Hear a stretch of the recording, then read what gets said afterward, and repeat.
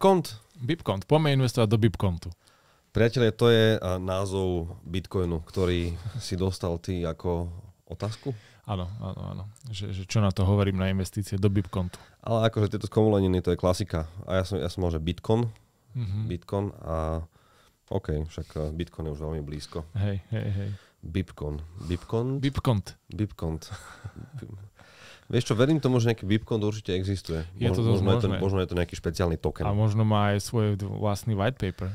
Veľmi sa teším, že sme túto epizódu si odkladali až na február, pretože keby sme ju začali riešiť hneď potom, ako vyšiel ten Bitcoin a to bitcoinové ETF-ko, tak by sme prišli o veľa informácií, podľa mňa. To je pravda. Lebo od toho času sa vlastne, nie že veľa vecí zmenilo, práve že nič až také zásadné. Presne to, že udialo sa niečo, respektíve možno aj neudialo, na čo môžeme nadviazať. Hej, priatelia, keby ste náhodou nepostrehli, tak Bitcoin stále existuje, čo mnohí teda sa čudujú. A 10. januára sa udiala jedna špeciálna vec. Vidíš, tento dátum som nemal napríklad. Tak aká? Povedz kľudne, lebo si pekne začal. Áno, vydali, alebo teda SEC, Securities and Exchange Commission, čiže regulátor kapitálového trhu v Spojených štátoch, schválil 11 ETF-ie, ktoré kopírujú spotovú cenu Bitcoinu. Tak, stalo sa to presne áno, 10.1.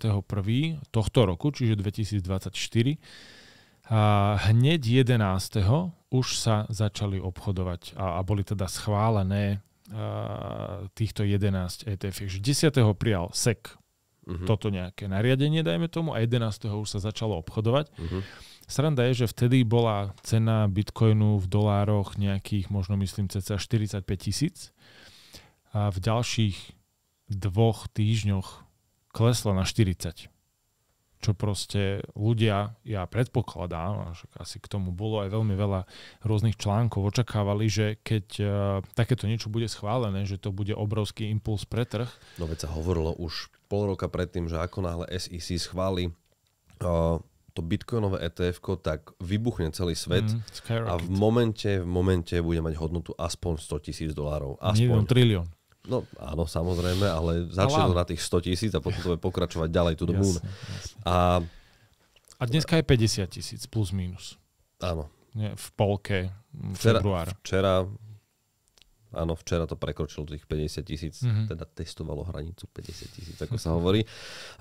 Ale najväčší gól bolo, že 11. sa spustil predaj, ako si povedal, čo je výborné a dokonca aj na Slovensku sa to už predávalo. Áno. Nie. Respektíve už sa to predávalo, ale ešte sa to nedalo kúpiť. To bol ten najväčší gól z toho celého, lebo už samozrejme boli marketingové správy, už som videl storky všetkých tých... To sú podvodníci. Hej? To je presne to, čo kazí ten kryptotrh a rovnako ako mnohí kazia ten bežný kapitálový trh. Jednoducho už prichádzali s tým, ako sa dá toto úplne obchodovať a kupovať a všetko, samozrejme cez ich špeciálne lukratívne platformy, ktoré vôbec nie sú podvodné. Ale už to bolo teda v predaji a mnohí to využívali presne marketingovo. Tak ako predtým, že to jednoducho to vystreli a predávali na základe toho, že kúp, kým to ešte nie je, lebo potom to už akože bude ďaleko cez čiaru cenovo a teraz je tá správna možnosť, ako zarobiť tie peniaze, no tak mnohí toho 11. už boli sklamaní, samozrejme, a neprišlo to, čo sa očakávalo a potom samozrejme sa otočil ten marketing a prišli s tým, že no veď samozrejme, že ten Bitcoin predsa klesá na hodnote, pretože zrazu do toho zasiahol napríklad taký BlackRock alebo Vanguard, alebo Wisdom Tree a zasiahli do toho tak, že zrazu ten Bitcoin už je regulovaný a to je problém samozrejme pre Bitcoin, tým pádom jeho hodnota logicky klesla. A to sú tí istí, ktorí hovorili predtým, že kým nebude tá cena zase ďaleko vyššia, keďže BlackRock do toho naleje trilióny. Presne, to je presne to, že akýkoľvek vývoj trhu sa dá proste tými nadšencami zdôvodniť. Že je to preto, lebo a hneď 5 dôvodov máš, 5 argumentov. Čím jednoduchšia je tá odpoveď a taká, že primitívne logická, tak tým lepšie sa to marketuje. Na tom stavia marketing veľmi veľa firiem, jednoducho na, nazvem to tak, že bullshit odpovediach. A ja akože chápem nejakému tomu pohľadu, že prečo mal, alebo prečo očakávali, že Bitcoin bude rásť. Lebo keď príde proste možnosť obchodovania krypta cez ETF, tak, alebo teda Bitcoinu, pardon, lebo už som bol tiež párkrát dopravený, že nemôžem povedať krypto, že Bitcoin je niečo iné, že to je to skutočné správne. Okay. Toto je krypto a toto je Bitcoin. Máme to tu. A ty si na tomto svojho času zarobil nejaké peniaze. Áno, špekulatívnym obchodom, aby som podotkol, to je Dogecoin. Dogecoin. Preto ho tu mám, predsa nevidíš. Nech ti to pripomína tvoje úspechy. Áno. No a teda slúbovali si od toho takéto milé slovné spojenie, že zvýšenú adopciu trhom. Okay. To si pamätám, to zvykneme počúvať. A áno, je to aj nejaká kvázi zase ďalšie také slovo, že validácia tým trhom, že proste už to má aj BlackRock, už to má aj Wisdom 3, už to má aj ProShares a neviem kto všetko, je ich myslím, že 11, tak si asi hovoril. 11, hej. No len zatiaľ sa tak úplne nestalo. No. A otázka je možno prečo. A vieš odpoveď? Mám nejaké svoje pohľady. Lebo takto, ja som si osobne myslel, nehlásal som to, ale to bol, že moja vnútorná konverzácia sám so sebou. A som si povedal, že áno, proste príde bitcoinové ETF-ko a mnohí, ktorí jednoducho dali ruky preč od krypta a od bitcoinu, práve preto, lebo sa báli, že cez aký kanál sa k tomu budú dostávať, neverili Coinbaseu, neverili Binance, neverili žiadnym iným kanálom, kde si kúpia jednoducho, povedzme, ten bitcoin. A tým pádom neinvestovali do toho a brali to akože vysoko rizikovú záležitosť, tak teraz si to kúpia, pretože veď BlackRock a Vanguard, no tak keď už nie oni, tak komu mám veriť, hej? A kto má najviac peňazí na svete, no BlackRock a Vanguard, takže budem im dôverovať a môžem si tým pádom kúpiť túto špekuláciu v nejakej porcii do môjho portfólia, plus ešte som si hovoril, že OK, veď BlackRock tam tiež akože naleje niečo, plus oni sú už aj tak dosť spojení s Coinbaseom, čiže dáva to nejakú logiku, že by to mohlo ísť hore. To bol môj feeling. Ale nikomu som to nehovoril samozrejme, lebo prečo by som aj? Lebo to je len môj subjektívny názor. No jasne. Môj pohľad bol práve že trochu opačný, lebo ja som si hovoril, že ale veď už nejakým aj regulovaným spôsobom môžem investovať do kryptoaktív. Ale nie spotovo. Spotovo nie. Spotovo s tým súhlasím, že áno, keď sa táto možnosť pridá, tak je to pozitívne. Ale ja osobne aj máme zatiaľ len krátky čas potom, čiže to krypto teraz môže vystreliť o stovky percent, nech sa páči. Len ja osobne, aby to teraz nevyzeralo, že som po vojne generál a že nenarastlo to tak teraz si to idem nejako potvrdiť vôbec. Ja krypto riešim veľmi, veľmi, veľmi málo. Lebo hovorím, krypto sa dalo regulovanou cestou nejakým spôsobom kupovať a máš normálne, že ETF fondy, ktoré ti nakupujú firmy, ktoré sú v blockchain biznise. A tie sa vyvíjajú veľmi podobne oproti tomu, ako sa vyvíja krypto. To je pravda, ale to keby tu sedel niekto, určite, chápem, tak ti povie proste, že blockchain a krypto je úplne niečo iné, hej? Že to je totálny rozdiel. A čo vlastne aj je, akože to ti fakt poviem, že je. A však, áno, ja súhlasím. Ale dali sa kupovať ETCčka a ETNK. Áno. Mám tu aj vysvetlené. Exchange Traded Notes a Exchange Traded Commodity. Presne tak. Čo je veľký rozdiel, no nie je to veľký rozdiel, je to veľmi malý rozdiel oproti ETF-kám, ale je to rozdiel a to bolo jediné vlastne cez čo sme si mohli kupovať Bitcoin napríklad, hej? Alebo Bitcoin a nejaké ďalšie pridružené kryptomeny, ako tam bolo Ethereum, Cardano a tie Polkadot a tie veľké boli proste v nejakom balíčku a to sa vydalo ako ETCčko alebo ETNko.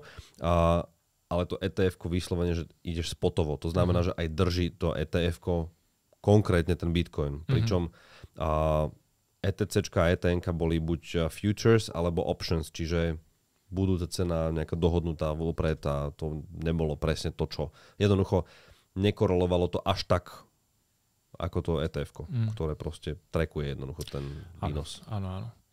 Ale zase niektorí ľudia, a neviem, či medzi nimi nebol aj samotný Juraj Karpiš, hovorili, že ale toto ide proti podstate toho Bitcoinu, že ty ho vieš kúpiť cez ETF-ko BlackRocku, lebo ty máš proste pohľadávku voči BlackRocku na Bitcoin a nie, ty ho chceš vlastne držať napriamo sám, bez nejakých takýchto regulátorov a autorít. A s tým v podstate aj súhlasím. Jasné, to už je akože tá celá podstata kryptomien je už dávno preč a všetci sa tvária, ako by sa nič nestalo, že vlastne regulácia tam je, a anonymita je preč, čiže... A veľmi sú pozitívni voči týmto zmenám, ktoré sú aktuálne. Samozrejme, lebo je to super, lebo to odstráni všetkých podvodníkov. No. Akože áno, odstráni to všetkých podvodníkov a viem, že už mnohí správcovia fondov dokonca zakomponovali a nie je toto bitcoinové ETF, keďže v Európe ešte nie je. Treba podotknúť, ak vám niekto ponúkne bitcoinové ETF, tak akože kľudne si nahrajte ten telefonát, pošlite to do Národnej banky Slovenska, aj s jeho menom, aj so všetkým, pretože ešte ho neviete kúpiť na Slovensku. Ani v Európe, Európskej únii, takto.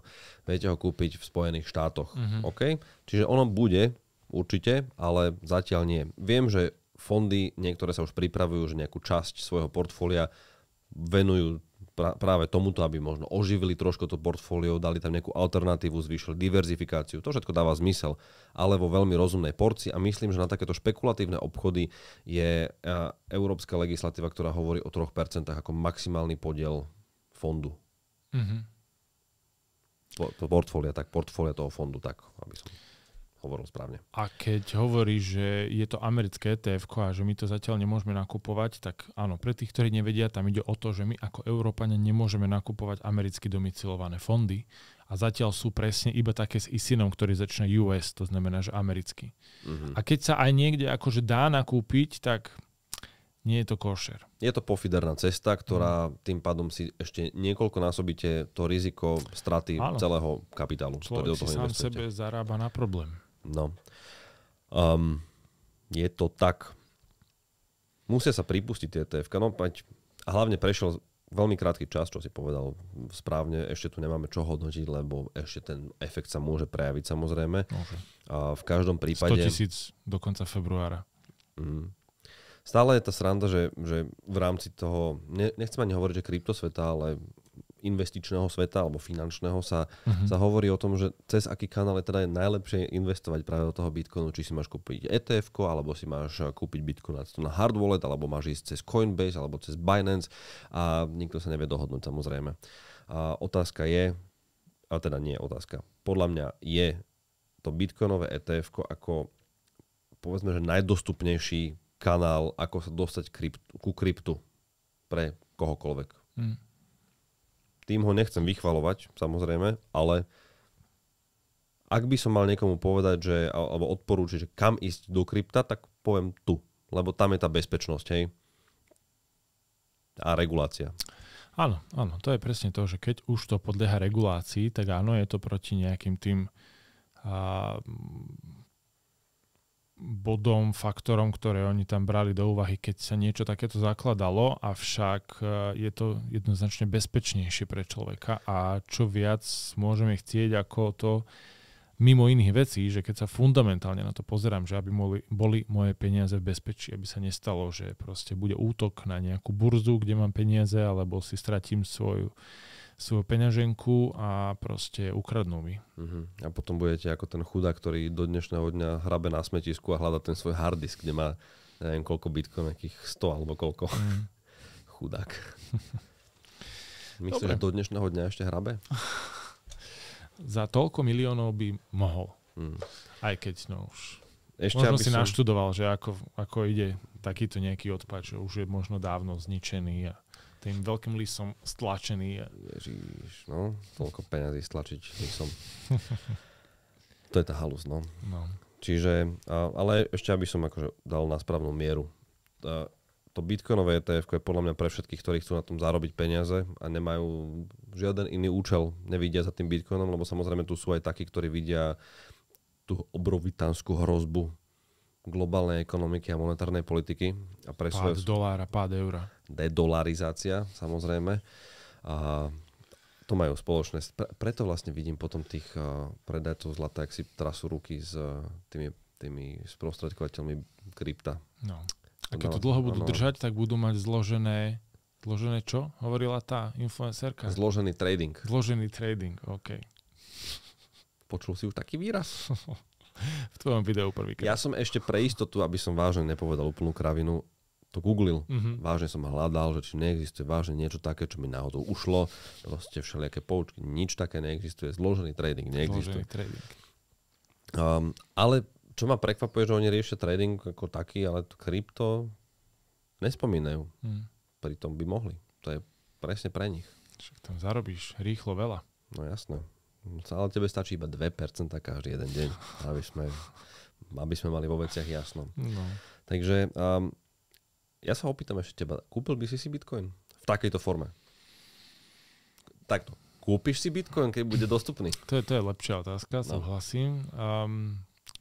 Je to možné. Je to možné. Ja sa pozriem, lebo neviem, myslím, že nie sú všetky tie ETF-ka s fyzickou držbou, že sú tam aj derivátové. Ja by som chcel asi skôr tie fyzické. Aj keď tam mi potom napadajú otázky, že keď to je fyzické a môžu aj BlackRocku ukradnúť nejaký Bitcoin. Akože. Čo potom BlackRock robí? Že povie mi, že keď to ja mám nakúpené, tak oni to získajú niekde inde a ja získam to, čo mám. Vo výročnej správe proste hodnotenie fondu prepad 70%, lebo napriek tomu, že Bitcoin rastol, jednoducho nám proste z Ázie čmajzli nejakí hackeri. Bitcoin, bohužiaľ, je to súčasťou toho portfólia, vidíte to v rizikách, alebo možno nejaké iné rizikové parametre. Im sa to môže stať, vieš zase. Oni jasne, že majú zabezpečenia jednoznačne, ale... Musím povedať, že ak sa toto stane BlackRocku, tak potom začnem spochybňovať bezpečnosť všetkého. OK, máš pravdu. Akože, vieš, komu veriť, keď nie BlackRocku? Však BlackRock má všetko. Áno. Keď sa pozrieš do majetkovej štruktúry akejkoľvek obrovskej firmy, tak tam nájdeš dve firmy vždy, takmer vždy, BlackRock a Vanguard. Áno, však veď o BlackRocku, o Larry Finkovi sú teraz videá, že oni sú skutoční vládcovia sveta a tak ďalej. Určite Larry Fink je vládca sveta? No. To keby bola pravda, tak fú. to som vážne prekvapený, ale kto vie, väčšinou tí najnenápadnejší. No jasne. Takže BlackRock je vládca sveta. Ty kokšo. To je všetko, čo držia halo. No, aby sme neodbačali od témy. Čiže, či si to kúpim? No, je to možné. Je to možné, že to ako súčasť portfólia v malom, že možno do toho dám 1-2%, asi 2%, a mať to takto, hej, cez ETF-ko. Ešte otázka je, či budem mať registráciu na Slovensku. Jedna vec je v Európe a druhá vec je registrácia na Slovensku. To pre mnohých nie je žiaden problém. A vôbec sa tým nezaoberajú. Áno, toto je odkaz všetkým sprostredkovateľom, ktorí predávajú neregistrované ETF-ka na platformách, ktorým to je jedno. Čiže skontrolujte si predtým, ako predáte niečo, že či to je pripustené na slovenský trh do distribúcie. Lebo to sa... Podľa mňa veľa ľudí toto nevie a podľa mňa tomu doteraz nechápe, čo my hovoríme. Tak to poďme dať na správnu mieru. Poďme dať tomu detail. Detail je taký, že povedzme, že ste správca zo zahraničia. Napríklad taký BlackRock. BlackRock má množstvo ETF-iek, ktoré sa volajú väčšinou iShares. A tieto iShares musia byť pripustené Národnou bankou Slovenska. To znamená, že BlackRock musí, veľmi jednoducho to poviem. Keď chce na Slovensku niečo predávať? Ak chce na Slovensku niekto niečo predávať od BlackRocku, tak BlackRock musí, teraz akože idem veľmi jednoducho, zavolať do Národnej banky Slovenska. Ahoj Národná banka Slovenska, my máme tuto 10 týchto ETF-iek a radi by sme predávali tie ETF-ka na území Slovenskej republiky. A keďže sme v rámci Európskej únie, tak môžeme tzv. Pasportovať. To znamená, že keď ten fond, to ETF-ko je registrované, vymyslím si, v Luxembursku, alebo vo Francúzsku, alebo v Nemecku. To znamená, že ten ISIN, ten kód toho fondu začína povedzme DE, ak je v Nemecku, tak môže kdekoľvek na území Európskej únie jednoducho len nahlásiť, že idem to tu predávať. Oznamovacia povinnosť. Ale BlackRock, ako mnohí na svete nevedia, že Slovensko existuje, BlackRock vie samozrejme, lebo tu sú aj fondy, ktoré sú pripustené, to je všetko v poriadku, ale niekedy si povedia, že OK, no Slovensko nemá taký výtlak objemu, ktorý by mohol pritiecť do toho nášho fondu. Aby to pre ich 10 biliónov bolo zaujímavé. Presne tak. A tým pádom sa nám neoplatí vôbec riešiť niečo také, pretože za tých pár miliónov, ktoré by pritiekli do toho fondu, sa nám neoplatí ani prekladať tie všetky dokumenty a robiť tú dokumentáciu v slovenskom jazyku a posielať celý reporting do Národnej banky Slovenska, pretože zamestnanec BlackRocku tým pádom je vyťažený len pre Slovenskú republiku, to znamená, že ma to bude sa toľko peňazí a kašlem na to. A to sa robí. Lenže sú platformy viaceré, ktoré proste zalistujú toto ETF, pretože ich povinnosť nie je riešiť, že či to je pripustené alebo nie je. Povinnosť je to toho sprostredkovateľa alebo toho, kto si to kupuje. Tak. A to sa veľakrát proste nedieje, lebo málo ľudí o tom vie, málo sprostredkovateľov o tom vie a patrí to ale do tej činnosti každého jedného poradcu v rámci investičného sektora. Tak, teraz si to veľmi pekne vysvetlil. Presne tak toto je. Presne preto sa nedostaneme ešte k ETF-ku bitcoinovému, pretože Spojené štáty neurobili povedzme tú notifikáciu alebo to pripustenie na európsky trh. To znamená, že oni to musia tu niekde zalistovať, povedzme, že pôjdu cez, nazvime to, že Nemecko, budú mať ten americký ISIN, ktorý začína, ten kód, ktorý bude začínať US a potom sa musí nahlásiť do každej jednej krajiny v rámci Európskej únie, že aha, ideme to tu predávať. A oni len, akože to není, že schváľovanie, to je proste OK, vieme o tom, dík. A potom sa môžu objaviť už v ponuke. Do toho momentu každý, kto vám zavolá, tak vám klame. Zatiaľ to tak nie je. No, je to tak, presne. A k dnešnému dňu, dnes máme 12. februára, nič také ešte nie je. Kontroloval som to. Len pre istotu. Takže priatelia, a Bitcoin. Rozmyslite si, do akej miery si ho kúpite, keď bude takto dostupný. Ja sa napríklad teším, že je regulovaný a že je to takto dostupné, lebo mnohí tým pádom išli poza chrbát svojich odborných poradcov a sprostredkovateľov a nakupovali si to na pofiderných platformách a vystavovali svoje peniaze obrovskému riziku. Teraz to môže byť už súčasťou niečoho normálneho. Tak. Ale vždy rozumne, lebo stále je to špekulatívne. Stále. Nič sa nezmenilo na tomto. Čo samozrejme neznamená, že nemôžete do toho dať 80% ale svojich peňazí, ale zase tam by ste si už mali byť vedomí všetkých rizik, ktoré sú s tým spojené. Presne tak. Ale toto je cesta. Keď už. Áno. Investujte rozumne, nech sa vám darí a aj ten Bitcoin nech vám prináša výnosy. Oh yeah. Čaute. Čaute.